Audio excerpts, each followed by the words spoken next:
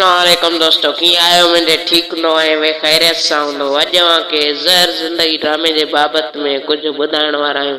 उन खां पहिरियां वीडियो शुरू करण खां पहिरियां असांजी नंढड़ी गुज़ारिश आहे त जेकॾहिं अञा ताईं बि असांजे चैनल खे सब्सक्राइब न कयो त सब्सक्राइब कंदा ऐं लाइक कंदा ऐं कमेंट कंदा। वधीक तव्हांजो टाइम न पिया वठूं, वीडियो खे कयूं था स्टार्ट। दोस्तों तव्हां दोस्तनि खे ॿुधाईंदो रहां त ज़हर ज़िंदगी ड्रामे जी रिकॉर्डिंग मीरपुर माथेलो में तेज़ी सां जारी आहे ऐं तव्हां दोस्तनि खे ॿुधाईंदो रहां त ज़हर ज़िंदगी ड्रामे जे डायरेक्टर ॿियो बि कैमरा हिकु घुरायो आहे जीअं जल्द खां जल्द रिकॉर्डिंग थी वठे त जीअं किस्त ओनियर कई वञे, ज़हर ज़िंदगी ड्रामे खे ओनियर कयो वञे। ॿिनि कैमरानि सां रिकॉर्डिंग जारी आहे जल्द खां जल्द ज़हर ज़िंदगी ड्रामो।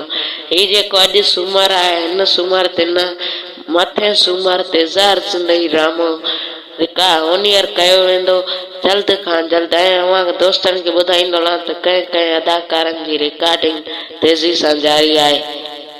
सैयद निसार शाह, आज़म मेंगल, अहमद अली कलाड़, रमशा शहज़ादी ऐं अज़ीज़ कंबराणी, मजू सतार लाड़ ऐं ॿियनि केतिरनि ई अदाकारनि जी पिण रिकॉर्डिंग तेज़ी सां जारी आहे। जल्द खां जल्द अवां दोस्तनि खे ज़हर ज़िंदगी ड्रामो सिंध टीवी चैनल ते ॾिसण वटां मिलंदो।